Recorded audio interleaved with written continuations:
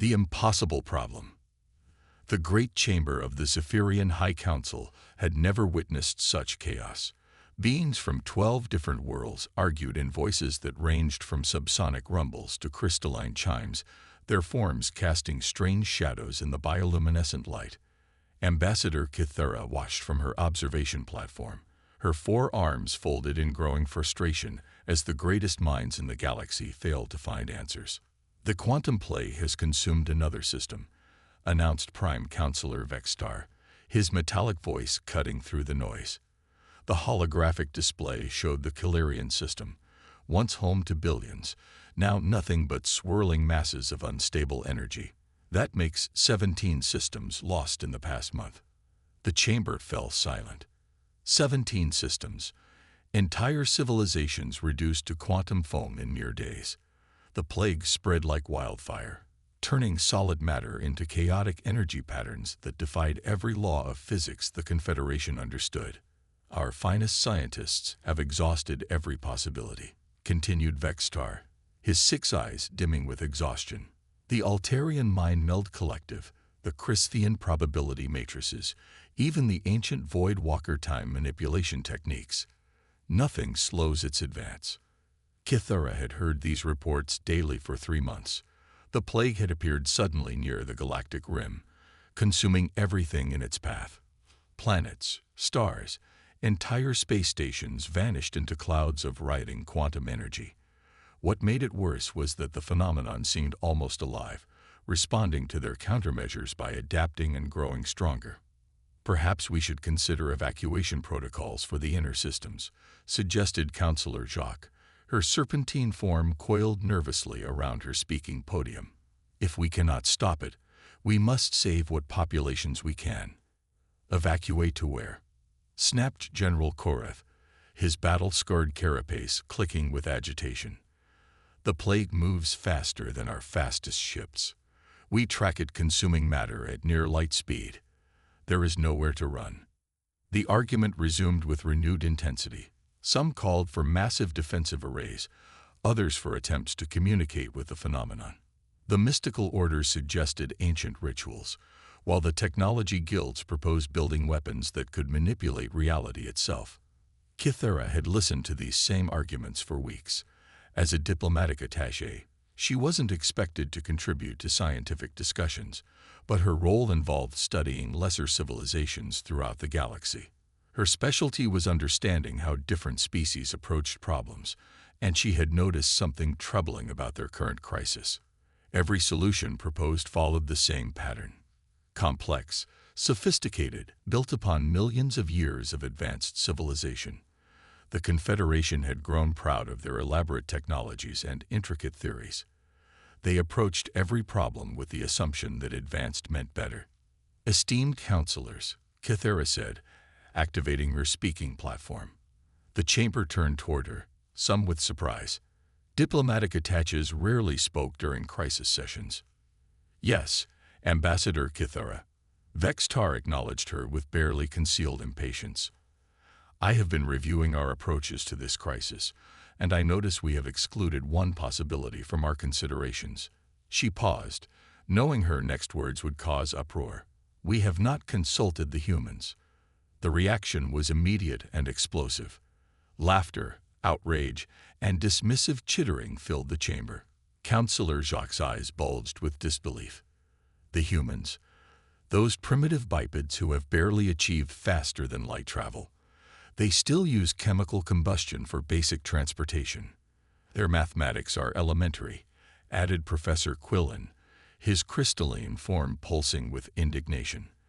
They have not even unified their basic forces. What could they possibly contribute that our greatest minds cannot? General Korath's mandibles clicked dismissively. "I have observed their military capabilities. They fight with metal projectiles and explosive chemicals. Their most advanced weapons could not scratch our basic defensive systems." Kythera waited for the noise to subside. She had expected this reaction. The Confederation had first contacted humans 2 decades ago, during humanity's early expansion beyond their solar system. The encounter had been brief, and from the aliens' perspective, unimpressive. Humans were classified as a developing species, interesting but not worthy of serious consideration. I understand your concerns, Kythera continued once she could be heard. However, I have spent considerable time studying human approaches to problem solving, and they possess certain characteristics that might prove valuable. Such as, Vextar asked, his tone suggesting he was humoring her. They think differently than we do. While we approach problems with logical progression and advanced theory, humans often use what they call intuition and creativity. They make connections that seem random but prove effective. Their entire development has been based on unconventional solutions. The chamber buzzed with skeptical murmurs. Creativity and intuition were not valued traits in Confederation science. Consider their technological development, Kythera pressed on. They achieved flight by studying birds, not by developing anti-gravity theory. They split the atom before they fully understood quantum mechanics. They reached space using controlled explosions, not elegant propulsion systems. Primitive approaches, dismissed Professor Quillen. Perhaps, Kythera agreed, but effective ones, and they work quickly. While we spend years developing perfect theories, humans try hundreds of imperfect solutions until they find something that works. Prime Counselor Vextar raised a hand for silence. His expression showed he was actually considering her words. Even if this were true, Ambassador, what makes you think they could succeed where we have failed? Kythera activated her personal data pad, displaying her research. I have been monitoring human development since our first contact. Their rate of advancement is unprecedented. More importantly, they approach unknown phenomena without preconceptions. They do not assume complexity is required. She showed images of human innovations, simple solutions to complex problems, crude but effective designs that accomplished what elegant alien technology could not. They also, she added quietly, have no fear of failure. While we calculate risks and probabilities, they simply try things to see what happens. They call it trial and error, and they consider failure a learning experience rather than a catastrophe. The chamber remained silent for a long moment. Finally, Vextar spoke. The plague will reach the core worlds within 6 months. Our best estimates suggest we have exhausted 73% of possible solutions. If we continue at this rate, we will run out of options before we run out of time. He looked around the chamber, meeting the eyes of his fellow counselors. Are we so proud that we would let our civilization die, rather than ask for help from those we consider beneath us? The debate that followed was intense but brief. With extinction approaching, pride became a luxury they could not afford. The vote was close, but it passed. A diplomatic mission would be sent to Earth to request human assistance with their crisis. As the session ended, Kythera felt a mixture of hope and terror. She had convinced them to try her idea, but now she had to face the possibility that she might be wrong. What if humans were truly as primitive as everyone believed? What if their unconventional thinking was simply another form of ignorance? 3 days later, Kythera stood in the docking bay of the Confederation's fastest diplomatic vessel, preparing for a journey she had never expected to make. The mission was being kept secret to avoid panic among the population. If word spread that their government was seeking help from humans, it might cause more chaos than the plague itself. Her aide, a young Altarian named Thess, was reviewing the human contact protocols. The data suggests they are still divided into competing nation-states, Thess reported. Their technology levels vary significantly by region. Who should we contact first? Their scientific community, Kythera replied. According to my research, human scientists often collaborate across political boundaries when facing global challenges. We need someone who understands quantum physics, but thinks differently than we do. The journey to Earth took 5 days, even with their fastest engines. Each day brought news that the plague had consumed more systems, moving ever closer to the Confederation's core worlds. By the time they reached the Sol system, panic was beginning to spread through the outer colonies. Earth appeared on their view screen, a blue-green marble hanging in space, such a small, unremarkable world to hold their only remaining hope. Kythera wondered if she had made a terrible mistake. "We are receiving multiple communications from Earth," Fess reported. "They are demanding identification and stating we have entered restricted space." "Open a channel," Kythera ordered. "This is Ambassador Kythera of the Zephyrian Confederation. We request immediate diplomatic contact regarding a matter of galactic security." The response came quickly. Human voices speaking in rapid, excited tones. Their reaction was immediate and intense, unlike the measured responses typical of Confederation diplomacy. Within hours, they had been granted permission to land at a facility they called the International Space Center. The human they met there surprised Kythera completely. Dr. Elena Rodriguez was smaller than expected, with dark hair and intense brown eyes that seemed to take in everything at once. She wore simple clothes and spoke with an energy that no Confederation scientist would display during a formal meeting. "You're really aliens," Dr. Rodriguez said, examining Kythera with unconcealed fascination. "I mean, we theorized about this, but seeing you here is incredible. Your skin has a crystalline structure, and those additional arms suggest adaptation for fine manipulation work. Are you silicon-based or something else entirely?" Kythera was taken aback. Most beings approached first contact with formal protocols and careful dignity. This human seemed more excited than intimidated. "We are carbon-based, similar to humans but with additional complexity," Kythera replied carefully. "Dr. Rodriguez, we have come to Earth because we need your help." "Our help?" Elena's eyebrows rose. "That's unexpected. From what we can observe, your technology is centuries ahead of ours. What could we possibly help you with?" Kythera explained the quantum plague, showing images of consumed systems and failed countermeasures. She watched Elena's expression change from curiosity to concern to intense concentration. The human asked questions that no Confederation scientist had thought to ask, focusing on patterns and timing rather than energy signatures and quantum mechanics. "This is fascinating and terrifying," Elena said finally. "You've tried everything you can think of, and it's not working. You think maybe fresh eyes might see something you've missed." "Exactly," Kythera confirmed. "We understand this is an enormous request to make of your species. The plague threatens not just our Confederation, but potentially all life in the galaxy." Elena was quiet for a moment, studying the data. Then she looked up with a smile that reminded Kythera why she had suggested this desperate gambit. "Well," Elena said, "I guess we better get started then. When do we leave?" The Human Solution. The Confederation's flagship research vessel, the Eternal Truth, was unlike anything Elena Rodriguez had ever imagined. Corridors stretched for kilometers, filled with beings from across the galaxy working desperately to find solutions to the quantum plague. The ship itself seemed alive, its biomechanical walls pulsing with soft light that adjusted to each species' optimal visual spectrum.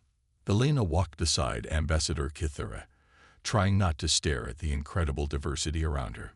Floating jellyfish-like creatures worked alongside crystalline beings whose thoughts manifested as visible light patterns. She saw species that looked like living metal, others that seemed to be made of pure energy contained in geometric shapes. "Your Confederation is remarkable," Elena said, genuinely impressed despite the circumstances. "How do you coordinate between so many different forms of life?" "It has taken millennia to develop our systems," Kythera replied, her voice carrying a note of pride. "We have learned to value logical consensus and structured cooperation. Each species contributes their greatest strengths to our collective knowledge." They entered the main research laboratory, a vast chamber filled with holographic displays showing the plague's advance. Hundreds of scientists worked at stations that seemed to defy physics, manipulating equations that floated in three-dimensional space and conducting experiments with matter Elena couldn't identify. Dr. Vexaquan, the Confederation's leading quantum theorist, approached them. His crystalline form towered over Elena, faceted surfaces reflecting the laboratory's lights like a living prism. "So this is the human who believes she can solve what our greatest minds cannot," he said, his voice carrying obvious skepticism. "I don't believe anything yet," Elena replied calmly. "I'm here to look at your data and see if I notice something you might have missed. Sometimes an outside perspective helps." Vexquin gestured to a workstation. "Very well. Here is everything we know about the phenomenon. Quantum signatures, energy patterns, progression models, failed countermeasure results. We have spent 3 months analyzing every detail." Elena approached the holographic display and immediately felt overwhelmed. The data was incredibly complex, far beyond anything human science had achieved. Mathematical equations floated in space, showing relationships between forces she barely understood. Energy patterns danced in colors that didn't exist in human perception. "This is amazing work," she said honestly. "Your analysis is incredibly detailed. You've mapped quantum fluctuations down to individual particle interactions. Yet we have found no solution," Vexquin said bitterly. "Every approach we try, the plague adapts and continues consuming matter. It appears to learn from our countermeasures." Elena studied the data for hours, with Kythera translating the more advanced concepts into terms she could understand. Gradually, she began to see patterns that the alien scientists had missed, not because they lacked intelligence, but because they were looking at the wrong things. "Can I see the progression data differently?"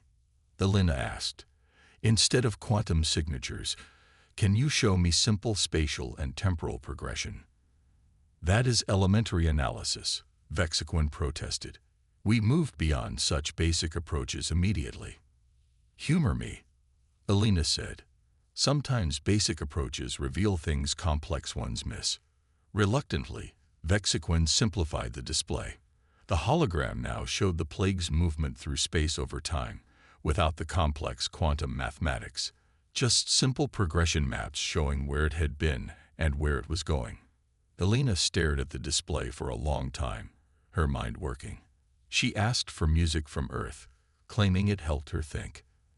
The aliens were puzzled but agreed, and soon the laboratory filled with Bach's Brandenburg Concerto No. 3. "Interesting choice," Kythera commented. "This music has mathematical patterns."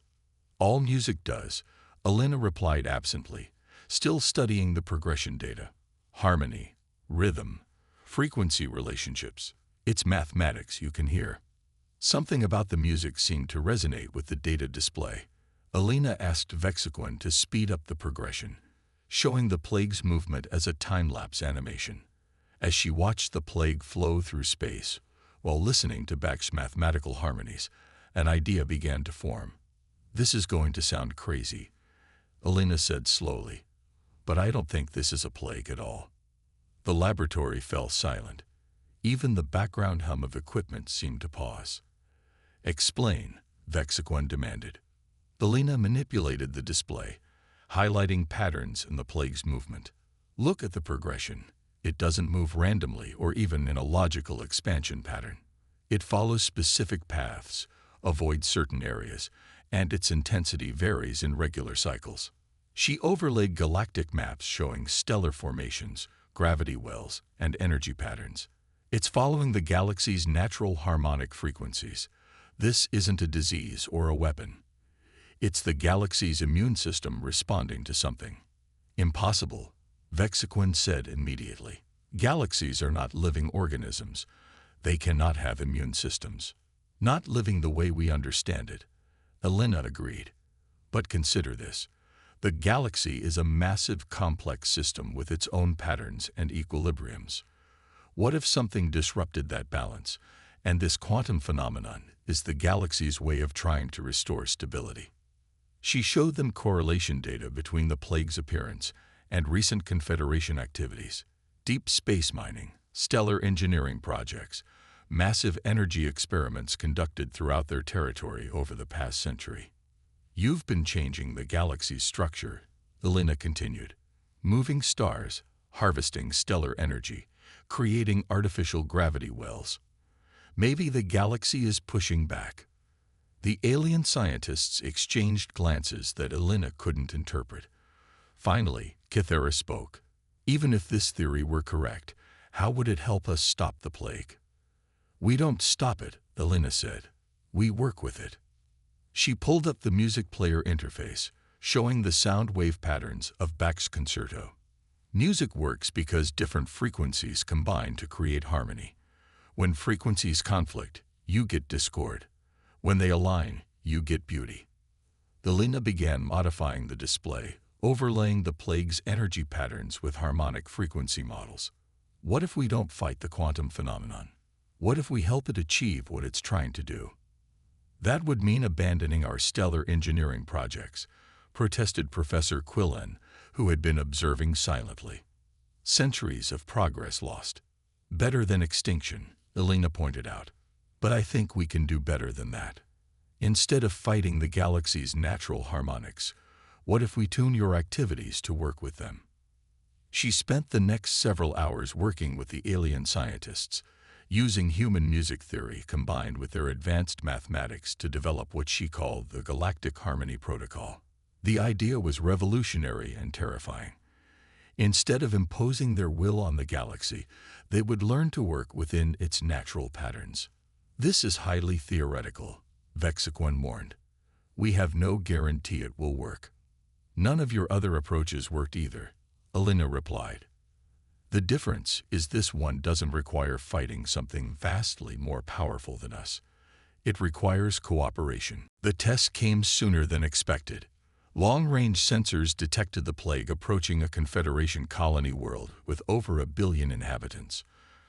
Traditional evacuations would save only a fraction of the population, and defensive measures had proven useless. Elena worked with the Confederation's best engineers to modify their most powerful communication arrays, converting them into harmonic generators.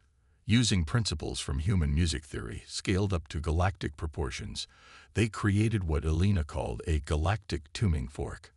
As the plague approached the colony world, the modified arrays began broadcasting carefully calculated harmonic frequencies into space.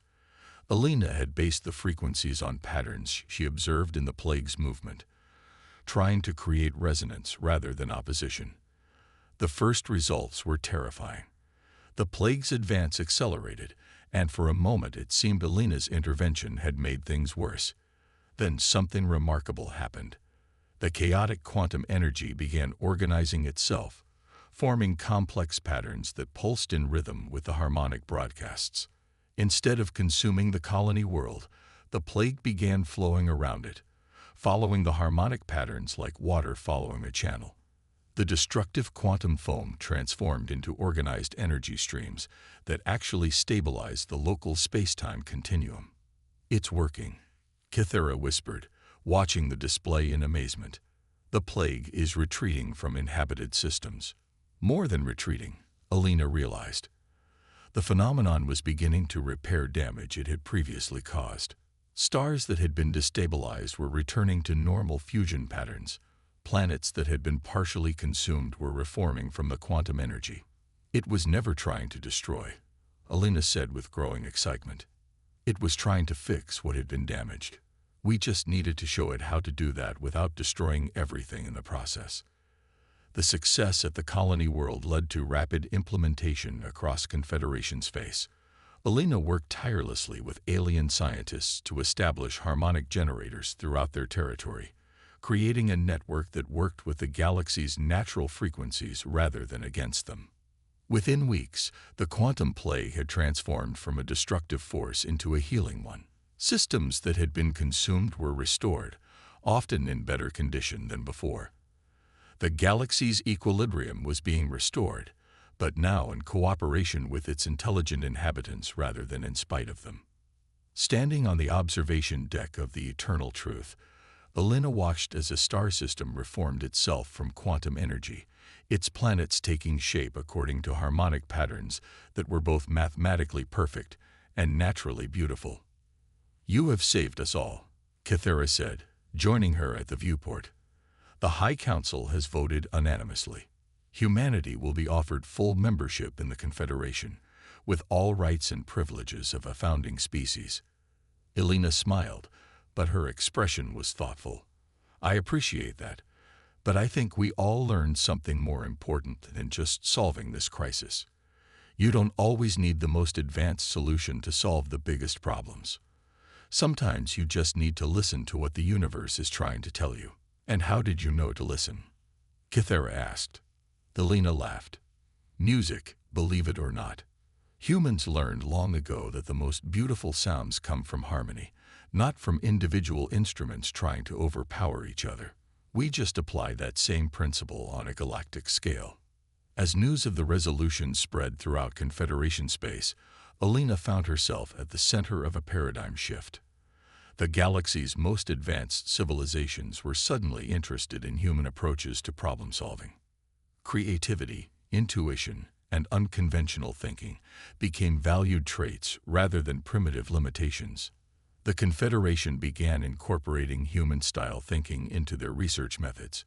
They learned to value simple solutions alongside complex ones, to consider harmony as well as power, to embrace trial and error as a legitimate scientific approach.